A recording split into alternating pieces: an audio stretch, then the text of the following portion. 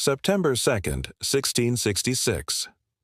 London slept unaware of the disaster about to unfold. A small fire broke out in a bakery on Pudding Lane, started by Thomas Farriner, the king's baker. Within hours, the fire had leapt across the city, fueled by narrow streets, timber-framed houses, and a long summer drought. By the time it ended on September 6th, the Great Fire of London had destroyed 13,200 houses, 87 parish churches, and left 70,000 people homeless.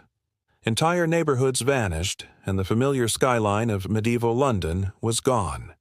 But from this catastrophe, a revolution in architecture and city planning emerged. Buildings, streets, and regulations would be transformed forever. London in the 17th century was a medieval labyrinth. Wooden houses leaned over narrow streets, often built directly above each other. Thatched roofs were common, and open hearths filled homes with smoke and sparks. The River Thames was the lifeblood of trade. Merchants' warehouses were stacked with timber, barrels of oil, and grain. Fire hazards were everywhere. Sir John Evelyn, a contemporary observer, warned that a small spark could consume the city. Despite warnings, the city grew recklessly. Insurance companies existed, but fire regulations were largely ignored. London was a tinderbox waiting for a spark. The fire started just after midnight on Sunday, September 2nd, 666. Thomas Farriner's bakery oven was the ignition point. Neighbors tried to extinguish it with buckets of water, but wind carried flames rapidly. By midday, the fire had reached London Bridge. Wooden buildings acted like kindling. Citizens panicked, trying to save possessions rather than the city itself. King Charles II personally rode into the city to coordinate firefighting efforts.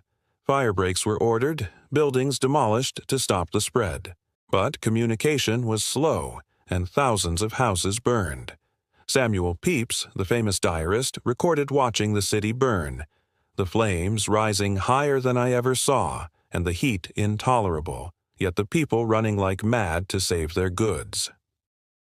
By the end of Day 2, the fire had engulfed St. Paul's Cathedral and the heart of the city. By September 6th, the fire was finally contained. 13,200 houses destroyed. 87 parish churches lost. Countless businesses, guild halls, and public buildings gone. Yet, remarkably, official records list fewer than 10 deaths.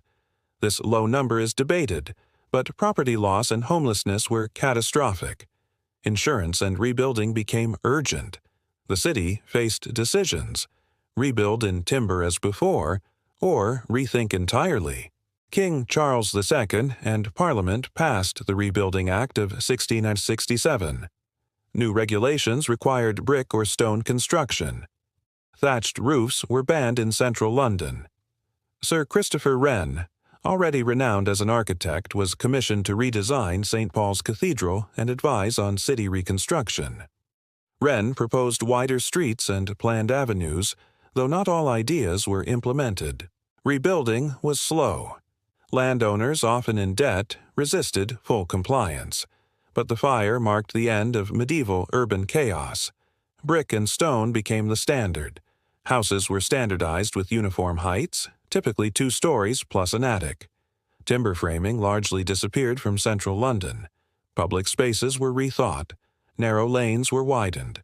Churches were rebuilt with domes, towers, and stone spires, inspired by Wren's designs. The fire also inspired fire insurance as a structured industry. The first fire insurance company, the Fire Office, was established in 1680. London became a laboratory for urban resilience. The city learned that architecture could save lives as much as it could display wealth. The Great Fire revealed weaknesses beyond buildings. Water supply was insufficient, fire pumps were rudimentary. Afterward, fire brigades and hydrants were developed. Street layouts were reconfigured. Public squares were created for escape routes and fire breaks.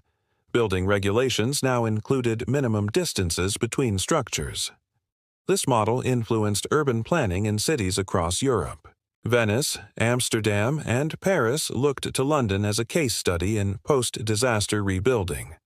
St. Paul's Cathedral, completed in 1710, became the crown jewel of Wren's work. Churches like St. Mary Le Bow and St. Bride's Church were rebuilt with innovative domes and fireproof materials. The monument to the Great Fire, designed by Wren and Robert Hooke, commemorated both destruction and resilience. Standing 202 feet tall, it symbolized the city rising from ashes. Bricks from destroyed homes were reused in new construction, a practical solution, turning tragedy into lasting architecture. The Great Fire of London destroyed the city, but it saved its future. From ashes rose wide streets, fireproof houses, and modern urban planning. A medieval city was replaced by one that could survive fire, grow safely, and inspire generations of architects. Today, London's skyline still carries Wren's influence, and every brick tells a story of disaster, of resilience, and of a city that learned to rise stronger. Sometimes destruction is the first step toward lasting innovation.